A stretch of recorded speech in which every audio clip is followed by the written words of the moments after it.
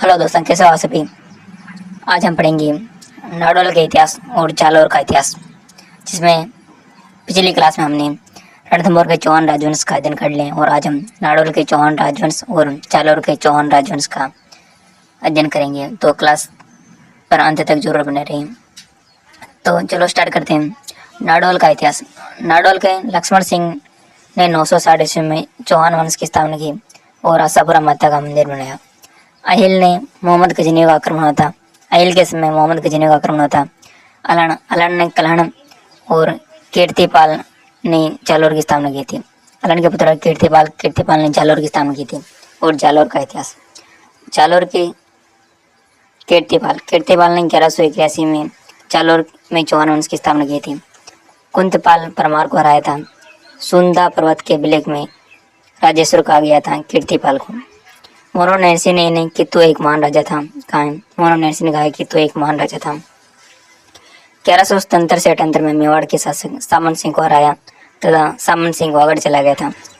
कीर्तिपाल ने 1178 के काइंद्रा के युद्ध में मोहम्मद गौरी के खिलाफ नायका देवी धारावर्ष पर मारवे कल्याण के साथ भाग लिया। गौरी की हार हुई थी।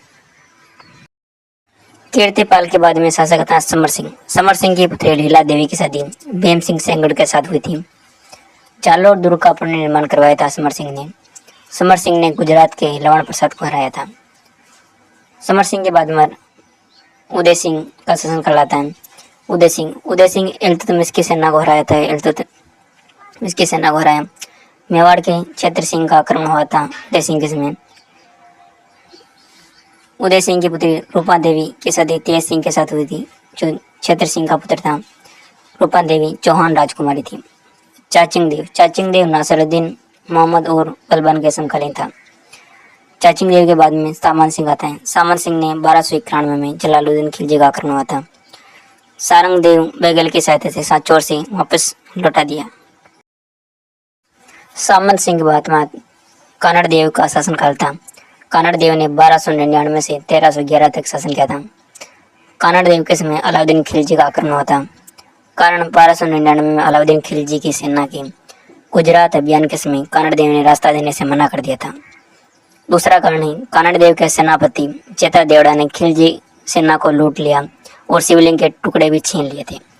और तीसरा कारण है फरिश्ता के अनुसार 1305 में आइन ए उल मुल्क मुल्तानी ने कानड़ देव प्लस खिलजी के मध्य संधि करवाई। अलाउद्दीन खिलजी द्वारा हिंदू राजाओं को दी गई चुनौती को कानड़ देव ने स्वीकार किया था। और मोरो नैन्सी के अनुसार फिरोजा का ब्रह्मदेव के प्रति आकर्षण था।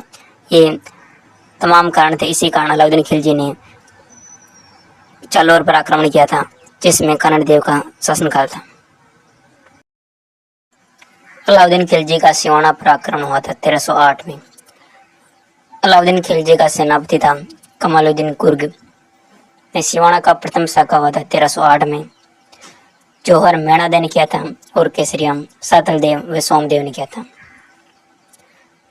और सिवाना पर आक्रमण इस कारण हुआ क्योंकि पायल नामक सैनिक ने विश्वासघात कर लिया था। सिवाना का नाम बदलकर खैराबाद रख दिया था। अलाउद्दीन खिलजी ने सिवाना का नाम बदलकर खैराबाद रख दिया था। और अलाउद्दीन खिलजी का जालौर पर आक्रमण 1311 ईस्वी में हुआ था। अलाउद्दीन खिलजी का सेनापति कमालुद्दीन कुर्ग था। यहाँ पर विश्वासघात बिक्का दैया ने किया था। बिक्का दैया की हत्या इसकी पत्नी हीरादेवी ने करती थी। और जालौर का शाखा 1311 में हुआ था। जौहर चैतल देवी ने किया था। जालौर में जौहर किसने किया? चैतल देवी ने। और केसरिया कानाडेव सोनगरा व विरम देव ने किया था। अलाउद्दीन खिलजी ने जालौर का नाम बदलकर जलालाबाद कर दिया था। ये फटाफट रिवीजन चल रहा है, तो आप इस साथ के साथ नोट्स बना लें। अलाउद्दीन खिलजी ने जालौर दुर्ग में अल्लाह मस्जिद का निर्माण करवाया और तोपखाना मस्जिद बनवाई। पद्मनाभ ने कानड़देव प्रबंध की रचना की और विरमदेव सोनगरा की बात ग्रंथ की रचना की थी। तो ये किसकी है? पद्मनाभ की रचना है। आज हमने नाडोल के चौहान वंश और जालौर के चौहान वंश का अध्ययन किया है। तो ये नोट्स के माध्यम से हमने अध्ययन किया। और ये क्लास आपको कैसी लगी कमेंट में ज़रूर बताएं, और अच्छी लगी हो तो लाइक शेयर सब्सक्राइब जरूर करें और अपने दोस्तों को भी इसके बारे में ज़रूर बताएं। Thank you.